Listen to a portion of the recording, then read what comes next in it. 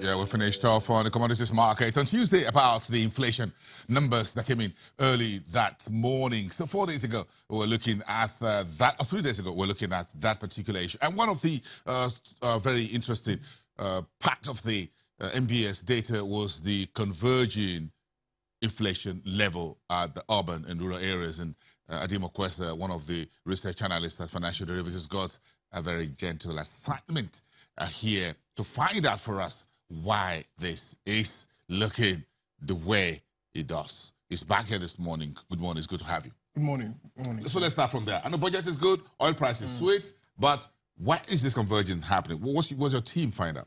Well, I think the simple answer to that would be, I think for previous years, urban inflation was much higher than rural inflation. But I think now the government has made a lot of progress to clear salary backlogs.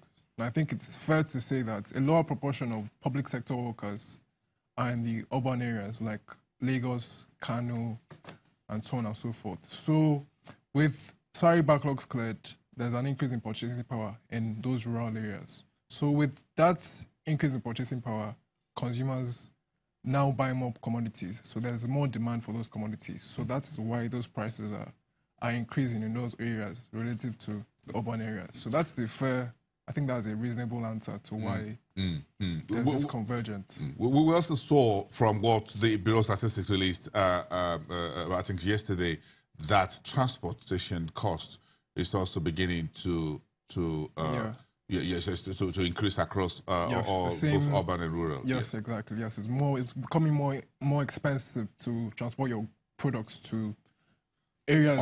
Even to move products from that are imported from Lagos, for example, or other seaports into the hinterlands. Yes, indeed. The cost, because it's the roads becoming more expensive. Yes. So that is a fair reason why commodities in those rural areas are going up. Because you need to move finished goods, for example. If you want to move beverages, for example, things like that to up north. Then if you want to move alcoholic, non-alcoholic beverages from most of the locations where the breweries and the factories were, the cost of fueling those diesel trucks that move dozens and dozens of crates and cartons of those, you need to move them. And that is beginning to weigh on inflation. Absolutely. So by the time it arrives, folks begin to price them a little bit. Yes, indeed, and so raise their prices. Yeah, so the bottle of soft drink here in Lagos may not actually be the same as elsewhere. So inflation is beginning to go higher in the rural part of it. That's very intelligent. Thank you very much for helping us out, trying to find an answer to that question. But let's get back to what's the big story. We know what the big stories are, but take us through the burning issues. I know the National Assembly, the budget is on everybody's #1 inbox this morning. Yes, the budget has been passed. That means the passage is imminent. All that is left for the president to assent to the budget. The oil price benchmark has been adjusted to accommodate this increase in capital expenditure. And unlike previous years, capital expenditure is not likely to suffer from revenue shortfalls. On the oil revenue side, oil prices are going up. Today is almost... So there's enough money $80 to fund this capex. Yes, indeed. Oil is at almost at $80, probably before the end of the week, or most likely next week to cross that Maybe barrier. before we leave the studios here. It's a possibility. It's a possibility. Maybe before we get off the set. It's a possibility. It's 80. Because we're looking at 79, 42, thereabouts. We're just about 50 cents away. Yes. From 50. Yes, indeed. And on the non-oil revenue side, we've seen the government has really made a lot of progress to increase tax revenue. They just recently concluded the VAT scheme. And although that's extended to June anyway. Okay. But then it looks like more money is coming in from there. And even simple reforms like you can now pay your taxes online. There's an e-filing tax platform rather than going to the FIRS office to pay your tax. That would lead to an increase in tax. More people will be able to pay more tax. So if I'm going to do it online. With those simple reforms, tax revenue will definitely increase this year relative to previous years. So that is good news. And also we have the increase in capital expenditure will have a multiplier effect of the economy. More jobs will be created, there'll be economic activity would go up, and in the short term, that might induce inflationary pressures. But over the long term, there will be an increase in output and that would offset inflationary pressures. I like the Buhari's road and rail initiative, and that looks like the Chinese are here to stay. Like we're signing another contract with them on a daily basis. We just signed another one about $6 billion. Yes. I think the railway network is totally degraded, is non-existent now. So it's even remarkable that Nigeria has been able to achieve tremendous growth rates without an efficient railway system. That is unheard of, really. So a railway system is the key driver of industrialization and, by extension, modernization via the integration of geographically dispersed markets, or just simply you can move commodities from factories to ports. So it can really impact domestic commodity prices in the long term. But there's a time lag between announcement and when the project is actually completed. It looks like what we already know is that this rail project, Buhari's rail project, will be, the max I've heard in the news is 3 years. 3 years. It's been between 2019, 2020, 2021. So it looks like at least within a 5-year, give or take, we should be looking at a total new rail network across the country that will impact on our transportation costs. And to be significantly impactful on the Maybe some of us will get on the road and know the country a little bit more. Yes, indeed, yes. Yeah, and do a bit of tourism on the road. Various sectors, tourism, like you said, manufacturing, consumer goods, construction. So it has the potential to be significantly impactful on the economy. So let's hope that project is prioritized. When I see road and rail, I'm looking at consumer goods prices. Yes. And how that will cut back down on the rural inflation again. Yes. By simply having a more cheaper and efficient way to move your products from urban areas to rural areas, it will definitely reduce producers' cost, and that will ultimately translate into lower commodity prices. So it can be very significantly impactful on the economy. So we have the budget. Now we have inflation that is trending lower. Yes. And MPC is just Monday, Tuesday. I think all this looks like some news that Emefiele and the rest of his team can use. Yes, I think in the next 3 to 4 weeks, there are about 4 key events which might shape the Nigerian economy. You have first the passage of this budget, secondly the MPC, third the GDP announcement on May 22nd, and I think in middle of June, OPEC would have their first biannual meeting of the month, which would influence the oil price direction. So there are key events which can significantly shape the Nigerian economy. It looks like a good time for the Buhari's administration. When I mean good time, I'm trying to put that in quote and unquote, inverted comma to be more precise. Good times in terms of the oil and whatever. But this budget looks like it's an agreed budget.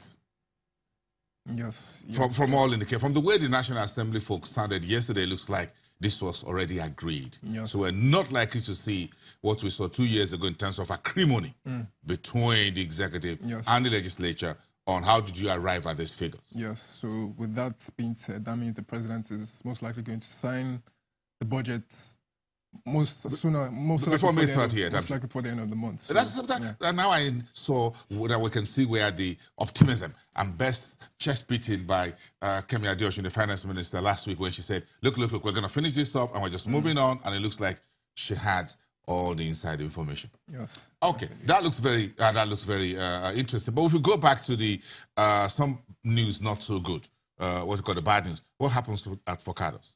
Forcados has been shut down. There was a pipeline damages to the pipeline. We don't know if it's from sabotage or just general maintenance, but I think the next 2 to 3 weeks the pipeline will be back up. That has reduced our production by about 250,000 barrels per day, which is significant, but the hope is that in the next 2 to 3 weeks, this is not good news on a day when we have a lot of this is bad news. Yes, indeed. But hopefully, higher oil prices will offset that marginal decline in production. Now, 250,000 is a lot. If you're looking at 2.2 million barrels being put, in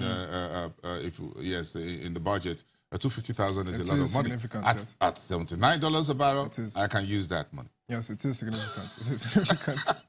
But this was always a likelihood, and as the election period gets closer, I think the militants will be more emboldened to start engaging in sabotage and affecting our pipeline. So I think the government security around those areas needs to be tightened up to prevent vandals, yes, oil thieves, yes, and what have you, who are looking at $80 a barrel. Yes. I say, hold on a second.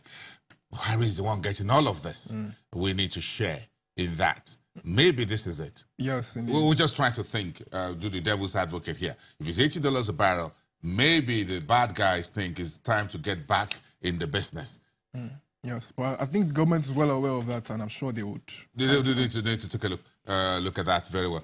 In terms of the oil prices, we're talking about the IEA lowered its oil demand outlook for second half of 2018. That's going to be about the time that OPEC is having its first major meeting in 2018 with the whole Iran, Saudi Arabia, whatever, brickbats and whatever with Washington and all of that. Do you think this is should be a concern for Nigeria if our decision to move our benchmark from 45, 48 to 50.5 was a wise decision? I think it was, in all honesty. The only downside is that less money we accrue to the ECA, but the ECA for the past 2 years has been stagnant at almost 2.3 billion. Just recently, they just took out $1 billion to pay for security issues. So I think that is not a fundamental issue. I think at $50 per barrel, our benchmark is still very conservative.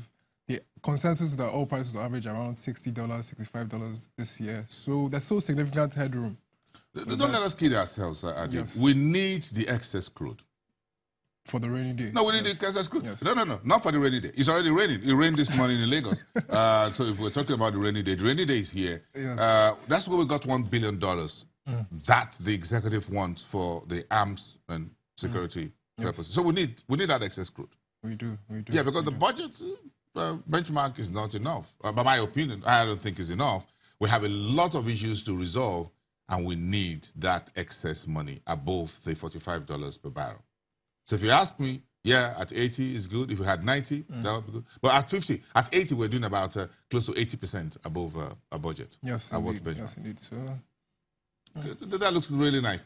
Where do you think the rest of the week will be as far as what's the outlook from you folks at the FDC as far as the oil market? Price of oil. I think this prospects of Iran. I think the EU, Russia, and China are still trying to see if they can keep that deal intact, but it's most likely not likely that the deal would be intact. I think European companies would have an option. Do I want to trade with the US or do I want to trade with Iran? Total went on the news yesterday that, hold on a second, we need this, but it looks like our hands are now tied behind our backs as far as the Iran oil deal was concerned. Yes, that's what Total said yesterday. The US is really putting a lot of pressure on these European companies. So most likely the Iran deal will totally go into the waters. Yes, so that would take off about close to 250,000, 500,000 of Iran's oil off the market. With that said, oil prices would get a fillip. So Saudi Arabia will be smiling. Saudi Arabia will be smiling, yes. So high oil price will benefit. It's good for all producers. So and Nigeria will be smiling, at least behind closed doors. Yes, that's true. Very interesting. Let's leave it there for today. Thank you very much for coming. Do have a great weekend. And hope the vehicular logjam is not so much in the city with the heavy downpour. No, it was quite pleasant coming here. So I think I didn't see any traffic going back. So that's news. I like good news. Adim Okwesa from Financial Derivatives Company, one of the research analysts. I was talking about the road and rail initiative, the infrastructure management. We're building massive road and rail network.